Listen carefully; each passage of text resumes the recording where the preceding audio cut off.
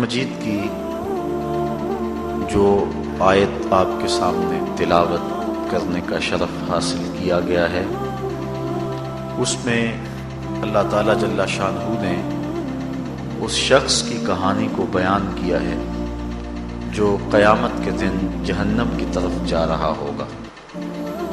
کچھ لوگ اسے پوچھیں گے ما سلککم فی سقر، کہ تم جہنم میں کیوں جا رہے ہو؟ تو وہ جواب میں کہے گا لم نک من المصلین، کہ ہم نماز نہیں پڑھا کرتے تھے۔ آج جہنم میں جانے کا سبب نماز نہ پڑھنا ہے۔ پنجگانہ نماز ہر عاقل بالغ مرد اور عورت پر فرض کی گئی ہے، اور قرآن مجید میں مختلف صیغوں سے 700 سے زائد مرتبہ اس کی تاکید ارشاد فرمائی گئی ہے۔ سینکڑوں احادیث نماز کی تاکید، فضائل، ادا کرنے کی ترغیب اور نہ پڑھنے پر ترہیب میں وارد ہیں۔ اگر کوئی شخص نماز کا انکار کرتا ہے تو وہ دائرہ اسلام سے خارج ہے، لیکن اگر کوئی سستی کی وجہ سے نماز نہیں پڑھتا، صرف سستی کی وجہ سے نہیں پڑھتا، اللہ کا حکم جانتا ہے، اس کو کہا جائے آؤ نماز کو، تو وہ آگے سے مذاق نہیں کرتا یا نماز کا تمسخر یا استحقار نہیں کرتا، بلکہ بس اپنی سستی کی وجہ سے مسجد میں نہیں آتا۔ جو نماز کو ہلکا جانے، خفیف جانے، وہ بھی دائرہ اسلام سے خارج ہے، کافر ہے۔ لیکن جو شخص اس کو اللہ کا حکم جانتا ہے اور اس کو پڑھنا اپنے اوپر ضروری سمجھتا ہے لیکن سستی کی وجہ سے پڑھ نہیں سکتا، اس کے بارے میں علماء کی آراء مختلف ہیں۔ حضرت امام اسحاق اور حضرت امام احمد رضی اللہ تعالی عنہما آپ تو فرماتے ہیں کہ ایسا شخص کافر ہے اور اس کو قتل کرنا واجب ہے۔ حضرت امام مالک کا قول ہے کہ، اور امام شافعی کا بھی یہی قول ہے، وہ بھی کہتے ہیں کہ اس کو قتل کیا جائے گا اور بطور حد قتل کیا جائے گا۔ حضرت امام اعظم امام ابو حنیفہ علیہ رحمہ آپ فرماتے ہیں کہ بے نمازی کو قتل نہیں کیا جائے گا، بلکہ اس پر تعزیر نافذ ہو۔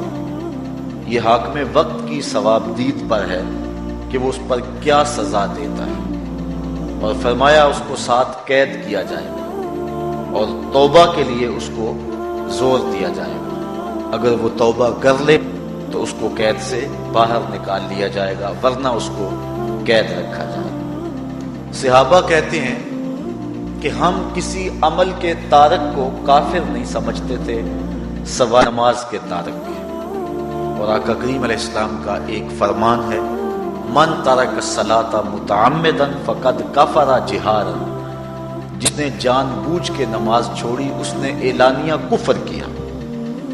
امام اعظم امام ابو حنیفہ علیہ رحمہ وہ فرماتے ہیں کہ یہ حدیث محل ترہیب میں ہے، گویا اس نے کافر والا کام کیا، اس لیے آپ یہ فتویٰ دیتے ہیں کہ اس کو قید کیا جائے گا اور نماز کی پابندی کا زور دیا جائے گا، اور وہ توبہ کرے تو اس کو چھوڑ دیا جائے گا۔ لیکن باقی ائمہ بعض کہتے ہیں اس کو حداً قتل کیا جائے، اور امام اسحاق اور امام احمد کہتے ہیں اس کو قتل کرنا واجب ہے۔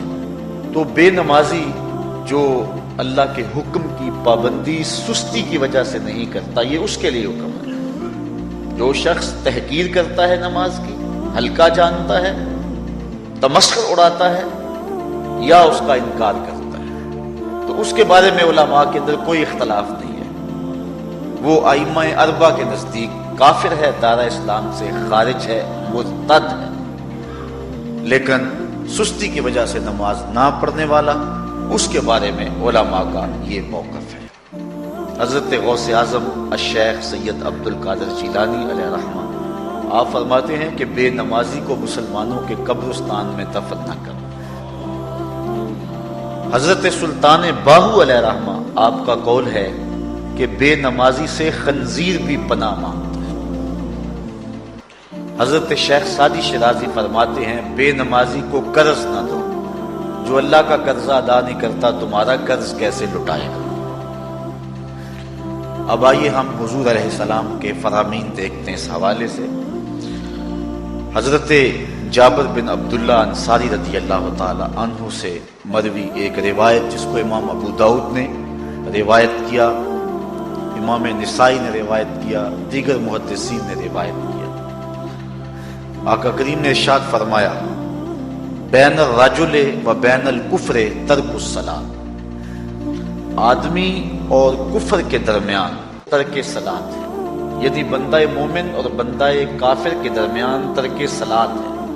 جو نماز پڑھتا ہے وہ مومن ہے، اور جو نماز نہیں پڑھتا تو وہ کافروں والا کام کرتا ہے، یا دیگر ائمہ کے نزدیک وہ کافر ہے۔ یہ ترہیباً نہیں بلکہ یہ حکم ہے۔ اور حضرت نبی رحمت صلی اللہ علیہ وسلم کا ایک دوسرا فرمان ان الفاظ کے ساتھ ہے بین الرجل و بین الشرک والکفر ترک الصلاۃ، شرک و کفر اور بندہ مومن کے درمیان نماز ترک کرنا ہے۔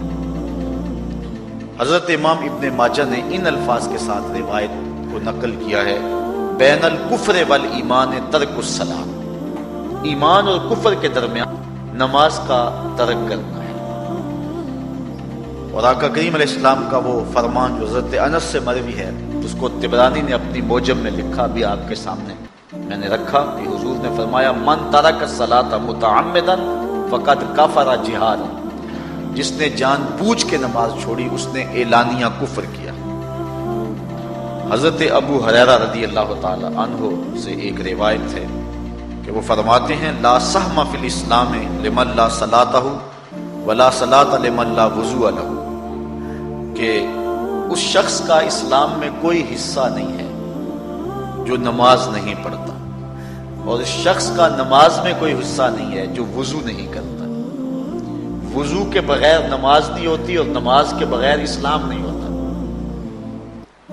اور اسی روایت کو بالفاظ دیگر حضرت عبداللہ ابن عمر رضی اللہ تعالی عنہ نے حضور سے یوں روایت کیا ہے، طبرانی نے اپنی موجم میں اس کو لکھا لا ایمان لمن لا امانتہ ولا صلاۃ لمن لا طہور لہ ولا دین لمن لا صلاۃ لہ۔ حضور فرمایا کہ اس شخص کا ایمان نہیں جس میں امانت نہیں، اور اس شخص کی نماز نہیں جس کو پاکیزگی حاصل نہیں، اور اس شخص کا دین نہیں جس کو نماز نصیب نہیں۔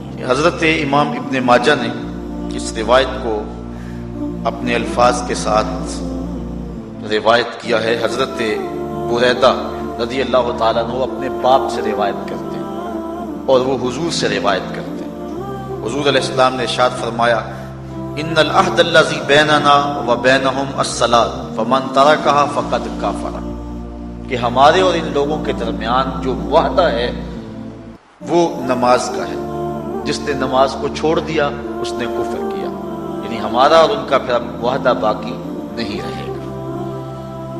حضرت امام بخاری نے روایت نقل کی ہے، حضور نے ارشاد فرمایا من ترک الصلاۃ العصر فقد حبط اعمالہ، جس نے عصر کی نماز چھوڑی اللہ اس کے سارے عمل برباد کر دیتا۔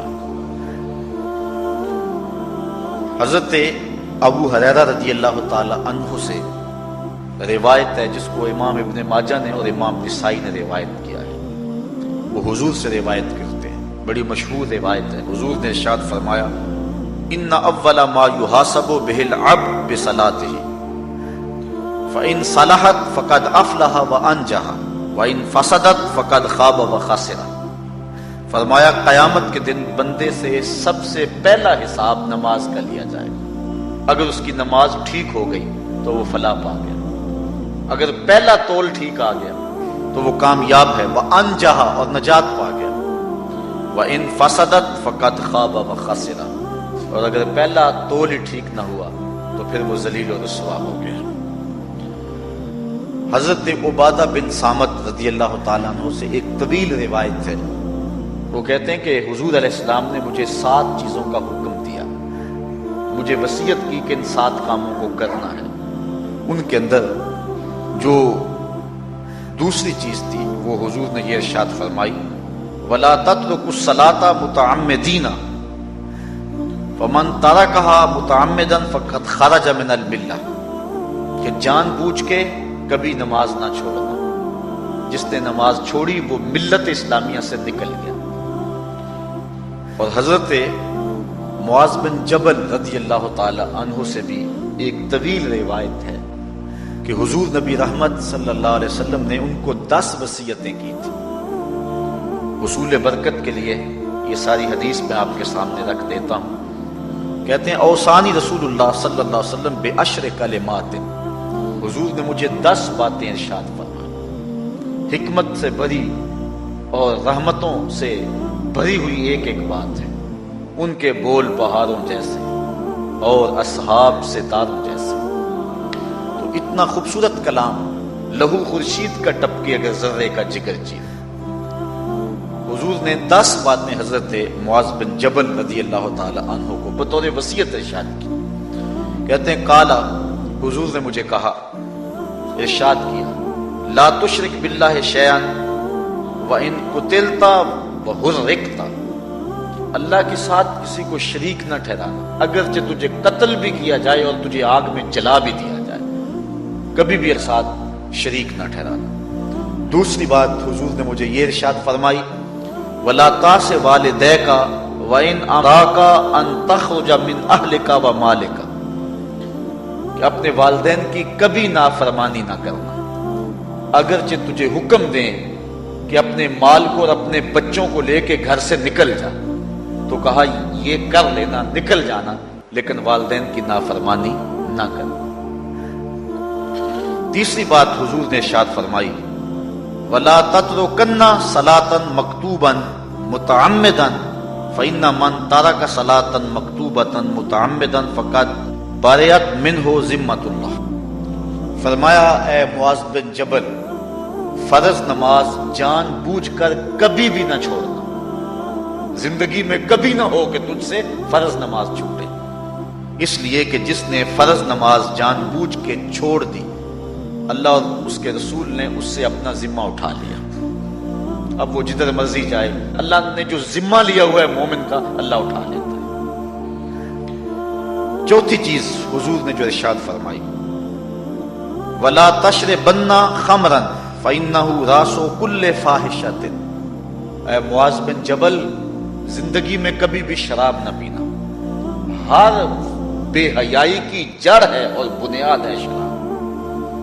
پانچویں چیز کہتے ہیں حضور نے جو مجھے ارشاد فرمائی وہ یہ تھی وَإِيَّاكَ وَالْمَعْصِيَةَ فَإِنَّ بِالْمَعْصِيَةِ حَلَّ سَخَطُ اللَّهِ، کہا کبھی اللہ کی نافرمانی نہ کرنا، اللہ کی نافرمانی سے اللہ کی ناراضگی مول لینے والی بات ہے، اللہ تعالیٰ کی معصیت سے اس کی ناراضگی جائز ہو جاتی ہے، حلال ہو جاتی ہے۔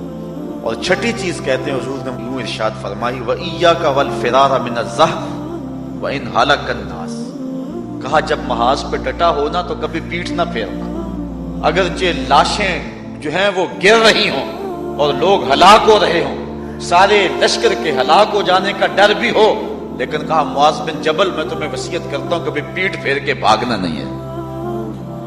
حضور نے کہتے ہیں مجھے جو 7ویں چیز ارشاد فرمائی وہ یہ تھی وَأَصَابَ النَّاسَ مَوْتٌ فَاصْبُتْ، اگر تو کسی ایسے علاقے میں رہتا ہو جہاں موت آ جائے، کوئی بیماری آ جائے موت والی، تو علاقہ چھوڑ کے بھاگنا نہ، وہیں رہنا، تیری قسمت میں زندگی ہوئی تجھے کوئی موت دے نہیں سکتا، اور اگر موت تیرے لیے لکھی گئی ہے تو جہاں مرضی چلا جائے تو موت سے نہیں سکتا، اس لیے ایسے مقام سے بھاگ کر نہ جانا، وہیں ڈٹے رہنا اور وہیں رکے رہنا۔ 8ویں چیز کہتے ہیں حضور نے مجھے ارشاد فرمائی وَأَنفِقْ عَلَىٰ أَهْلِكَ مِن طَوْلِكَ، کہا اللہ نے تجھے جو وسعت دی ہے، تجھے جو مال دیا ہے، اس کو اپنی اولاد پر کھل کے خرچ کرنا، اپنی اولاد سے بخل نہ کرنا، اولاد کے معاملے کے اندر جہاں ان کی ضرورت ہو اس کو کھل کے پورا کرنا ہے۔ اور حضور نے 9ویں بات جو ارشاد فرمائی وہ یہ تھی وَلَا تَرْفَعْ عَنْهُمْ عَصَاكَ أَدَبًا، اپنی اولاد کو ادب سکھانے کے لیے ڈنڈا نہ چھوڑنا، عصا ہمیشہ لٹکا کے رکھنا، کوڑا باندھ کے رکھنا۔ اور 10ویں چیز کہتے ہیں حضور نے جو مجھے ارشاد فرمائی، وَأَخْفِهِمْ فِي اللَّهِ، اپنی اولاد کے دل میں اللہ کا خوف ڈالتے رہنا، اللہ کا ڈر پیدا کرنا اپنی اولاد کے اندر۔ تو نے اپنی اولاد کو یونیورسٹیوں اور کالجوں تک پہنچایا، بیرون ملک سے بھی تعلیم دلوائی، لیکن اللہ کا خوف نہ سکھایا۔ اللہ کا خوف سکھانا اپنی اولاد کو، ایسے لوگوں کی صحبت میں بٹھانا جن کی صحبت میں بیٹھ کر اللہ کا خوف پیدا ہو جائے، ان کو ایسی کتابیں لا کے دینا کہ جن سے خشیت الہی ان کے سینے میں پیدا ہو۔ اگر تو نے سب کچھ دے دیا، عالی نسب بنگلے دے دی اپنی اولاد کو، تو نے جو ہے وہ بہت اچھی تعلیم دلوا دی اپنی اولاد کو، دنیاوی سوسائٹی کے اندر ان کا وقار بہت بلند ہو گیا، تو نے سب کچھ دے دیا اپنی اولاد کو، اللہ کا خوف نہیں دیا تو کچھ بھی نہیں دیا۔ تو حضور نے جو 10ویں وصیت حضرت معاذ بن جبل کو کی وہ یہ ہے کہ انہیں اللہ سے ڈراتے رہنا، اللہ تعالیٰ کا خوف، ان کی خشیت ان کے سینے میں پیدا کرنا۔ اللہ اکبر۔ حضور کا ایک اور فرمان سنیے، حضور نے فرمایا کہ جو شخص نماز چھوڑتا ہے، ایک طویل حدیث ہے جس کا یہ حصہ ہے، وَكَانَ يَوْمَ الْقِيَامَةِ مَعَ قَارُونَ وَفِرْعَوْنَ وَحَامَانَ وَأُبَيِّ بْنِ خَلَف، جو نماز ترک کرتا ہے قیامت کے دن قارون کے ساتھ، فرعون کے ساتھ، حامان کے ساتھ اور ابی ابن خلف کے ساتھ کھڑا کر دیا جائے گا۔ جس صف میں اللہ کے دشمن کھڑے ہوئے ہوں گے، بے نوازی کو بھی اس صف میں کھڑا کر دیا جائے گا۔ کتنی رسوائی ہے، کتنی ذلت ہے۔ کوئی بندہ یہ گوارا کرتا ہے کہ مجھے اس صف میں کھڑا کر دیا جائے جس پہ دشمنان خدا کھڑے، دشمنان رسول کھڑے، میری کوئی بہن، میری کوئی بیٹی کیا یہ گوارا کر سکتی ہے کہ اس کو حضور پہ کانٹے پھینکنے والی ام جمیل کے ساتھ کھڑا کر دیا جائے، اس کو حضور کو اذیت دینے والی عورتوں کے ساتھ کھڑا کر دیا جائے؟ نہ میری کوئی بہن اور نہ کوئی میری ماں اس بات کو گوارا کرتی۔ تو جب ہم یہ گوارا نہیں کرتے تو پھر ہمیں عزم کرنا چاہیے کہ آج کے بعد نماز نہیں چھوڑنی ہے۔ میں نے کسی جگہ پہ یہ بات بیان کی اور ساری گفتگو اسی عنوان سے ہوئی، کچھ ماحول ایسا بنا ہوا تھا، تو مجھے بعد میں صابر نامی وہاں کے ایک ساتھی نے فون کیا 2 یا 3 دن کے بعد، کہنے لگا کہ ہماری بستی میں ایک شخص بھی بے نمازی نہیں رہا ہے۔ اس حدیث کا زور اتنا ہے، اس حدیث کا وزن اتنا ہے۔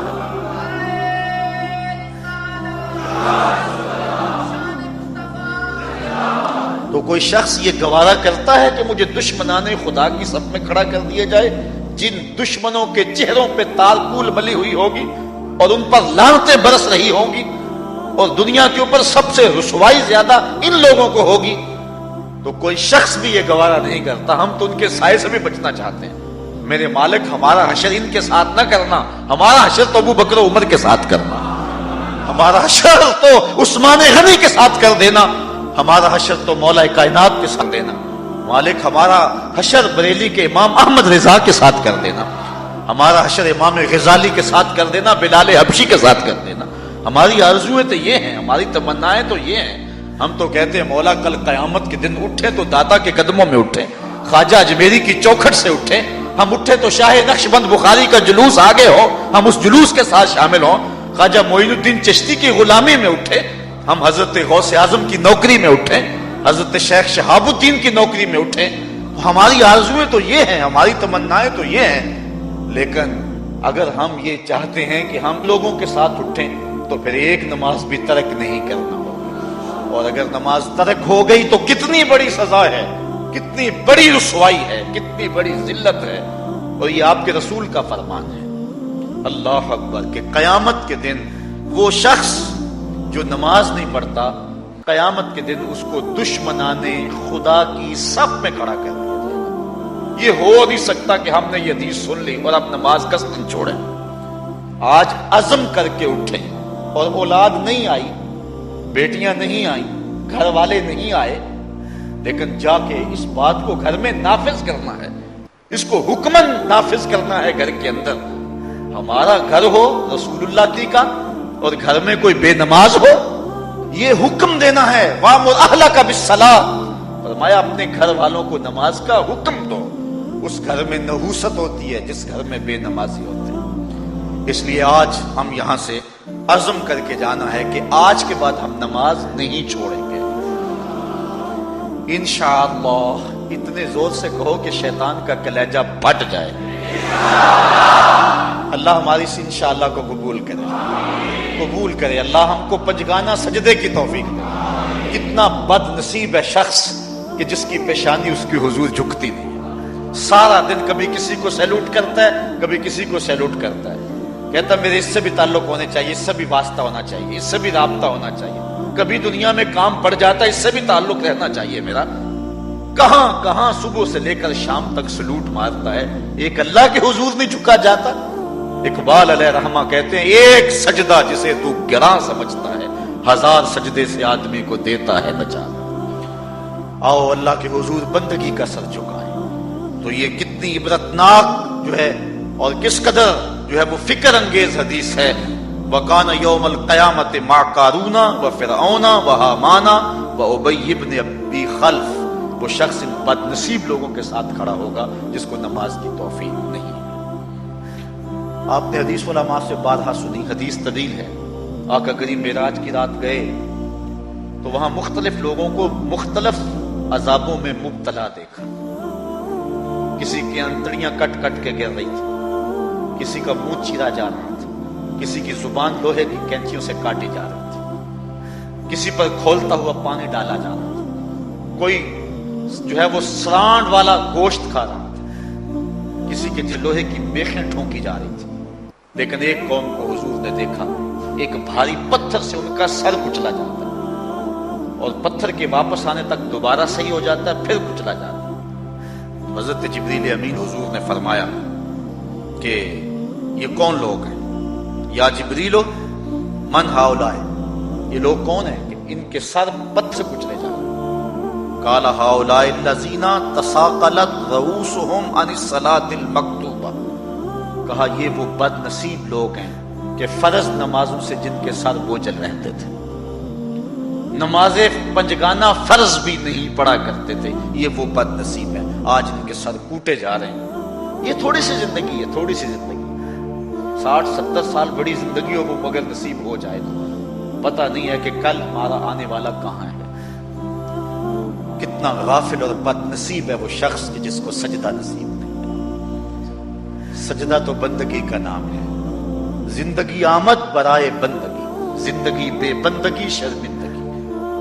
بندہ تو ہے ہی بندگی میں۔ کسی شخص نے راستے میں جاتے جاتے چائے کی پیالی پلا دی ہو نا بازار میں، تو ہم جب بھی اس گلی سے گزرتے ہیں اس کو سلوٹ کر کے جاتے ہیں، السلام علیکم۔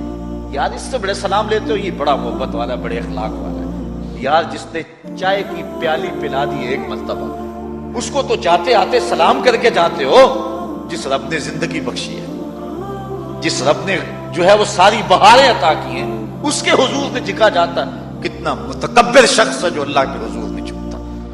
اللہ اکبر۔ کہا یہ وہ بد نصیب لوگ ہیں فرض نمازوں سے جن کے سر بوجھل رہا کرتے تھے۔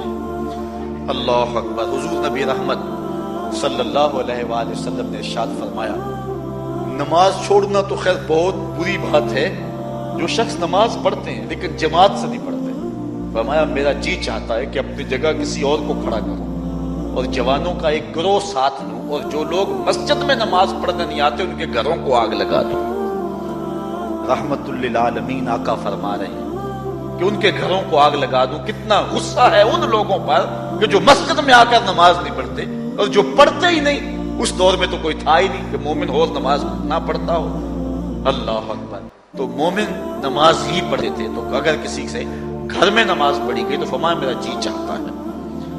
آج نماز تو نماز رہی، ہم کو تو جمعہ بھی نصیب نہیں ہے۔ کتنے لوگ ہیں کہ جو پابندی کے ساتھ نماز جمعہ بھی نہیں پڑھتے۔ حضور کا ایک فرمان سنیے، آقا کریم نے ارشاد فرمایا من ترک الجمعۃ ثلاث جمع متوالیات فقد نبذ الاسلام وراء ظہرہ، جس نے بغیر کسی عذر کے 3 جمعے چھوڑ دیے، اس نے اسلام کو اپنی پشت کے پیچھے ڈال دیا۔ اس نے پرواہ ہی نہیں کیا اسلام کی۔ اور ایک حدیث کے لفظ ہیں من ترک ثلاث جمعات من غیر عذر کتب من المنافقین، جس نے بغیر کسی عذر کے 3 جمعے چھوڑ دیے اس کا نام منافقوں کی فہرست میں لکھ دیا جاتا۔ اور ایک حدیث کے لفظ اس حوالے سے ہیں من ترک ثلاث جمع تہاونا بها تاب اللہ علی قلبہ، جس نے سستی کی وجہ سے 3 جمعے چھوڑ دیے تو اس کے دل پر اللہ غفلت کی مہر لگا دیتا ہے۔ یہ وہ بد نصیب شخص ہے کہ جو نماز جمعہ چھوڑتا ہے۔ حضرت ابن حجر نے الزواجر کے اندر ایک روایت لکھی ہے، وہ فرماتے ہیں جو شخص نماز ترک کرتا ہے اس کو بہت ساری رسوائیاں ہیں۔ وقت اتنا طویل نہیں ہے کہ ایک ایک چیز کو تفصیل سے بیان کروں۔ وہ کہتے ہیں پہلی بات تو یہ ہے کہ اس کی عمر میں برکت اٹھا لی جاتی، دوسری بات اس کے چہرے سے صالحین کا نور اتار لیا جاتا، تیسری بات وہ کوئی بھی عمل کرے اس کا ثواب نہیں ملتا اس کو، یہ دنیا پر اس کو سزائیں ہیں۔ چوتھی سزا دنیا پر اس کو یہ ملتی ہے اس کی دعائیں قبول نہیں ہوتی، اور 5ویں سزا اس کے لیے ہے کہ اس کے لیے جو نیک لوگ دعا کرتے ہیں ان دعاؤں کا حصہ اسے نہیں ملتا۔ مومن نیک سحری وقت اٹھ کے دعا مانگتے ہیں اللہ پوری امت پر کرم کر دے، تو یہ بھی امت میں شامل ہے۔ دعا اللہ والے کی تو قبول ہوئی لیکن اس کا حصہ نکال دیا گیا، اس کا حصہ نیک لوگوں کی دعاؤں سے نکال دیا گیا۔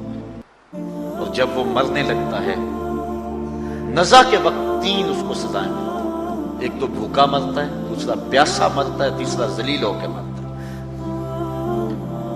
اور قبر کے اندر اس کو 3 سزائیں ہیں۔ حضرت امام ابن حجر کہتے ہیں ایک تو اس کی قبر تنگ کر دی جائے گی، حتیٰ کہ ادھر والی پسلیاں ادھر اور ادھر والی پسلیاں ادھر۔ دوسرا اس کی قبر میں آگ ڈالی جائے گی، جو اللہ کے حضور نہیں چھپتا اس کی قبر اس لائق ہے کہ اس میں آگ ڈالی جائے۔ اور تیسری اس کے اوپر ایک اژدہا مسلط کر دیا گا جس کا نام ہے شجاع الاقرع، اور جب وہ ڈنگ مارے گا تو 70 گز تک وہ شخص زمین میں دنس جائے گا اور وہ مسلسل یہ ڈنگ مارتا رہے گا۔ اور کہا کہ 3 سزائیں اس کو حشر میں پہنچے گی، ایک تو اس کا حساب سختی سے لیا جائے گا، اور جس کا حساب سختی سے لیا گیا وہ بچ پائے گا، حساب سے بچے گا وہ جس سے اللہ صرف نظر کرے گا۔ اللہ اکبر۔ ایک تو اس کا حساب سختی سے لیا جائے گا، دوسرا اللہ تعالیٰ جل شانہ اپنے قہر و غضب کا اس پہ اظہار کرے گا، اور تیسری اس کو سزا یہ دی جائے گی کہ اس کو جہنم میں ڈال دیا جائے گا۔ ساتھیو، میں اور آپ آج کی اس بزم میں یہ پختہ عزم کر کے اٹھیں کہ آج ہم خود بھی اور اپنی اولاد کو بھی، اپنے دوستوں کو بھی، میرے والد گرامی فرمایا کرتے تھے جس سے دوستی ہو نا اس کی انگلی پکڑ کے دین کی راہ پہ لے آؤ، یہ دوستی کا حق ہے۔ اس کے لیے آپ بہت کچھ کرتے ہیں لیکن اگر اس کو دین نہیں دیا تو کچھ بھی نہیں دیا۔ کوشش کرو میرا دوست ہو اور جہنم میں جائے۔ والدین بچے کے مستقبل کے لیے کتنی کوشش کرتے ہیں، لاکھوں روپیہ لگاتے ہیں مستقبل ٹھیک ہو جائے، کرتے ہیں کہ نہیں کرتے؟ یونیورسٹیوں کے اندر، کالجوں کے اندر کتنی بھاری فیسیں بھرتے ہیں، کیوں اتنا کچھ کیوں کر رہے ہو؟ میں نے دیکھا بوڑھا باپ اپنی کمر پہ بوریاں لاد کے مزدوری کرتا ہے، مائیں اپنا زیور بیچ رہی ہیں کہ اولاد پڑ جائے۔ میاں اتنا کچھ کیوں کر رہے ہو؟ جی مستقبل ٹھیک ہو جائے۔ یہ مستقبل کتنا ہے؟ 20-25 سال کا، اور جو اصل مستقبل ہے اس کی فکر ہی نہیں کسی کو۔ اصل مستقبل تو وہ ہے، اللہ اکبر۔ بیرون ملک جائے بیٹا تو ماں کہتی ہے بس دعا کرو کہ میرا بیٹا خیریت سے پہنچ جائے۔ بیٹی کی شادی کرتی ہے تو ماں کہتی ہے دعا کرو کہ اپنے گھر میں اس کو چین مل جائے۔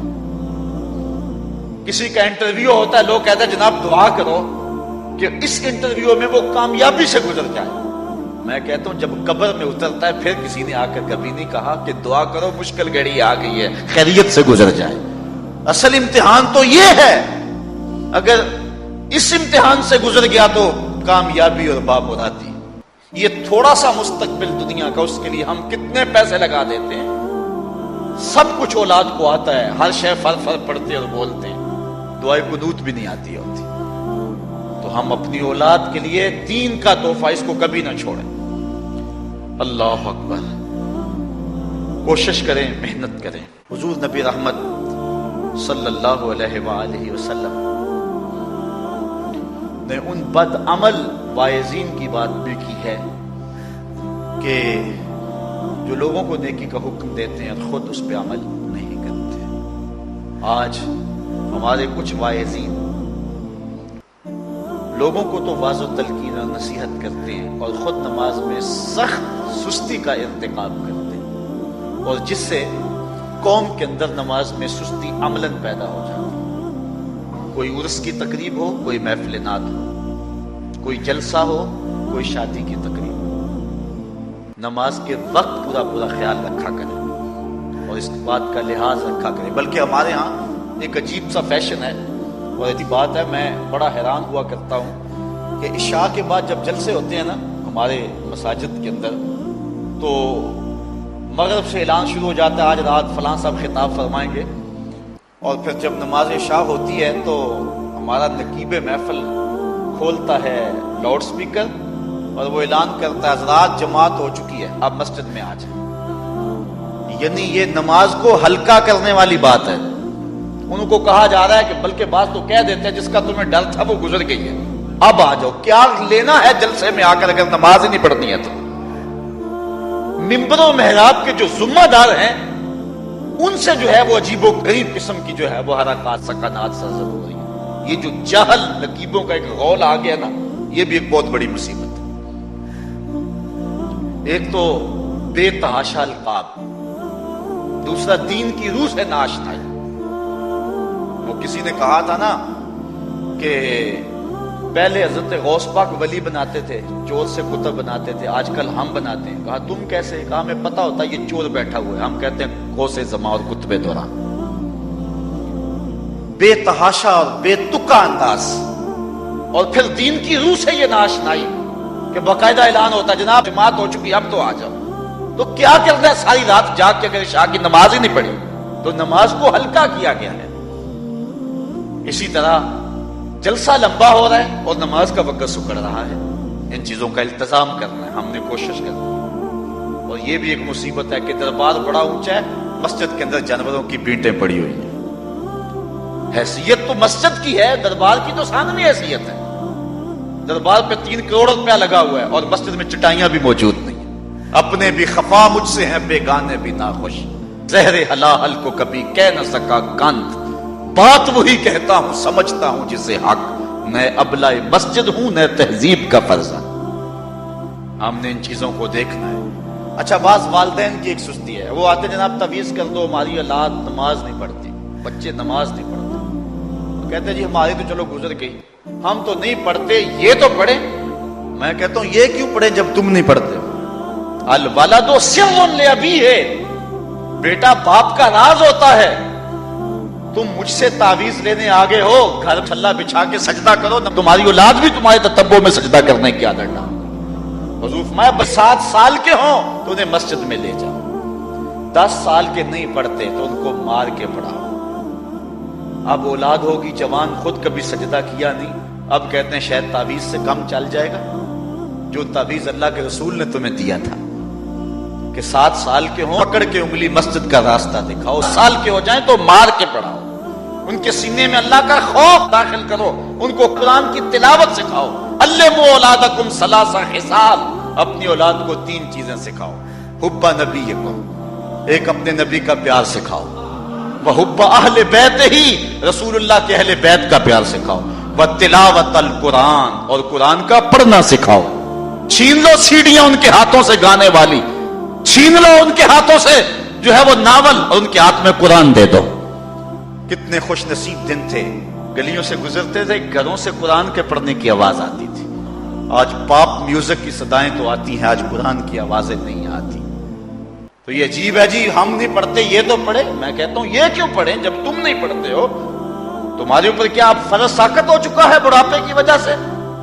تم بوڑھے ہو کے نہیں پڑھتے ہو، تمہاری اولاد تم چاہتے ہو جوانی میں ہی پڑھ لے. تم خود اللہ کے حضور سجدہ کرو اور پھر دیکھنا تمہارے تتبع میں، تمہاری اتباع میں تمہاری اولاد بھی تمہاری پیچھے پیچھے ہو۔ اللہ اکبر۔ صاحب اس عنوان سے کہنے کے لیے بہت کچھ ہے۔ اللہ تعالیٰ جل شانہ اپنا عطا فرمائے۔ اعلیٰ حضرت سے دو لوگوں نے فتویٰ پوچھا۔ بریلی کا ایک محلہ ہے، محلہ ذخیرہ، اس میں ہادی اسد اور قرب محمد نامی لوگوں نے تنظیم بنائی نماز کی دعوت کے لیے۔ کچھ لوگ ان کی بات کو نہ سنتے، اعلیٰ حضرت سے استفتاء کیا، فتاوی رضویہ کے اندر موجود کہ ہم نماز کی دعوت دیتے ہیں، کچھ لوگ اس کے باوجود نہیں آتے، تو حکم شرعی کیا ہے؟ اعلیٰ حضرت فرماتے ہیں کہ پہلے تو نرمی سے انہیں سمجھائیں، آؤ نماز کی طرف۔ نہیں مانتے، مؤثر لوگ ڈالیں جو ان کو کہیں۔ یہ تھے ہمارے کرنے والے کام۔ ہم کن جھگڑوں میں پڑے ہوئے ہیں؟ مؤثر معاشرے کے لوگ تلاش کریں اور ان کو سمجھائیں، جن کی وہ مانتے ہیں، ٹالتے نہیں، ان سے سمجھائیں۔ آپ فرماتے ہیں اگر ان کے سمجھانے سے بھی نہیں سمجھتے تو فرمایا فتویٰ پھر یہ ہے ان سے بائیکاٹ کر دیں، ان سے ترک کلام کر دیں، ان سے گفتگو چھوڑ دیں۔ ہم نے تو کبھی بیٹوں سے نہیں چھوڑی گفتگو، بیوی بے نماز ہو ہم ہر شے بیوی سے منوا لیتے ہیں۔ کبھی کہا تیرے ہاتھ کی پکی روٹی نہیں کھاؤں گا اگر تو نماز نہیں پڑھتی؟ کبھی بیٹا کہے امی تو نماز نہیں پڑھتی، میں تیرے ہاتھ کی روٹی نہیں کھاؤں گا؟ جو ماں بیٹے کے لیے سب کچھ کرتی ہے، کتنے دکھ جھیلتی ہے، کسی کے گھر کے برتن مانجنے پڑے وہ بھی مانجتی ہے، کیا بیٹے کی خواہش پہ نماز نہیں شروع دے گی؟ جب عادت ڈالے گی تو پھر اللہ دل میں بھی وہ محبت ڈال دے گا۔ کیونکہ ہمارا تو اتنا ہی کام ہے نا۔ حضرت بایزید بسطامی نے یہی کیا تھا نا۔ حضرت بایزید بسطامی علیہ رحمہ بسطام کے لوگوں کی تربیت کر رہے ہیں۔ کسی محلے کے کونے میں آ کر ایک فاحشہ عورت بیٹھ گئی، لوگوں کا دین ایمان اجاڑنے لگی۔ کسی نے کہا بایزید تیرا شہر لٹ رہا ہے، جس کو تو اشکوں سے سیراب کیا تھا اور سجدہ ہائے سحرگاہی سے جس شہر کو نور بخشا تھا، تیرا شہر لٹ رہا ہے۔ کیا ماجرا ہوا؟ لوگوں نے کہانی سنائی۔ بایزید بسطامی صبح مصلی اٹھایا اور جا کے اس فاحشہ عورت کے دروازے پہ مصلی بچھا لیا۔ اب جو بھی گاہک آتا بایزید بسطامی کو بیٹھا ہوا دیکھ کے راستہ بدل لیتا۔ اس نے انتظار کیا، رات کے اندھیرے گہرے ہو گئے، آج کوئی گاہک ہی نہیں آیا۔ اس نے کھڑکی سے جھانک کر کے دیکھا ایک بوڑھا بابا بیٹھا ہوا ہے، ہاتھ میں تسبیح ہے، مصلی بچھایا ہوا ہے۔ نیچے اتر کر کے کہا بابا اللہ کو یاد کرنے کے لیے اور تھوڑی جگہ ہیں؟ تجھے میرے گھر کی گلی ہی ملی، میرا راستہ روک لیا؟ بابا کہنے لگا کیا مسئلہ ہے تجھے؟ کہا میرے گاہک رکے ہوئے ہیں۔ کہا آج میں تیرا گاہک ہوں، بتا تیری رات کی قیمت کتنی ہے؟ اللہ اکبر۔ حضرت بایزید بسطامی نے قیمت طے کی، اس کے گھر کی جب چھت چڑھنے لگے نا سیڑھیاں، لوگ دیکھ رہے تھے۔ کہا مالک اگر بایزید بھی اجڑ گیا تو روشنی کہاں سے لیں گے؟ بایزید بھی ایک فرد کے کوٹھے پہ چڑھ رہا ہے، اگر یہ بھی چراغ بجھ گیا تو زمانے کو اجالا کہاں سے ملے گا؟ لیکن قدرت کو کچھ اور ہی منظور تھا۔ اس سے کہا مصلی بچھا لے، جو میں کرتا جاؤں وہ کرتے جانا۔ پہلے وضو کیا، اس نے بھی کیا، پھر مصلی پہ آئے، وہ بھی پیچھے کھڑی ہو گئی۔ پھر بایزید قیام کیا، اس نے بھی قیام کیا۔ پھر رکوع میں گئے، وہ بھی رکوع، قوما وہ بھی قومیں۔ جب سجدے میں حضرت بایزید گئے، وہ بھی سجدے میں، تو بایزید رو پڑے۔ کہا مالک بایزید کا اتنا ہی کام تھا کہ اس کا سر تیری چوکھٹ تک جھکا دے، مالک یہاں تک لانا میرا کام تھا، دل کی دنیا بدلنا اب تیرا کام ہے۔ جب وہ سجدے میں جا رہی تھی تو فحشہ تھی، جب سر اٹھایا وقت کی ولیہ بن چکی تھی۔ ایک بزرگ ہے کہتے ہیں میں بازار کے کنارے جا رہا تھا، ایک شرابی گرا ہوا تھا اور گندے پانی سے اس کا منہ گندا ہو رہا تھا۔ میرے دل میں رحم آیا، ایک انسان ہے اور یوں رسوا ہو رہا ہے۔ میں نے گندی نالی سے اس کو اٹھایا اور اٹھا کر کے جو ہے وہ اس کا منہ دھویا اور چلا گیا۔ مشہور شرابی تھا شہر کا۔ کہتے ہیں سحری کا وقت ہوا، تہجد کے لمحے آئے تو میں مسجد میں نماز پڑھنے کے لیے گیا، دیکھا کیا کہ وہ شرابی مصلی بچھا کے بیٹھا ہوا۔ میں حیران ہو گیا کہ یہ کیا ماجرا ہوا۔ اب صبح تو میں نے اس کو گندگی سے اٹھایا ہے اور اس کا منہ دھویا ہے۔ میں حیران ہوا تو حاتب سے آواز آئی میرے بندے تو نے اس کا منہ دھو دیا تھا، میں نے اس کا دل دھو دیا۔ صاحب وہ اپنا کام کریں، کوشش کریں، کھینچ کے لے آئیں کسی کو مسجد میں، اور پھر دیکھنا رب کے رنگ، وہ بڑا کریم ہے، وہ بڑا رحیم ہے۔ آئیے آج کی اس مجلس میں ہم یہ عزم لے کر کے جائیں. اپنے لیے میرا نہیں خیال کہ اس بڑے مجمع میں کوئی ایسا شخص اب رہے گا جو نماز چھوڑ سکے گا. انشاءاللہ نہیں چھوڑ سکے گا اللہ کی توفیق سے. یہ آپ کی آنکھوں میں تیرتے ہوئے آنسو گواہی دے رہے ہیں کہ رسول اللہ کی نگاہ بھی ہو رہی ہے اور اللہ کا کرم بھی اتر رہا ہے. میرا نہیں خیال کہ یہاں سے اٹھ کر کوئی شخص جو ہے جا کے نماز چھوڑے، لیکن اب ہم نے آگے کام کرنا ہے. اپنے گھروں میں، اپنی گلیوں میں، اپنے محلوں کے اندر لوگوں کو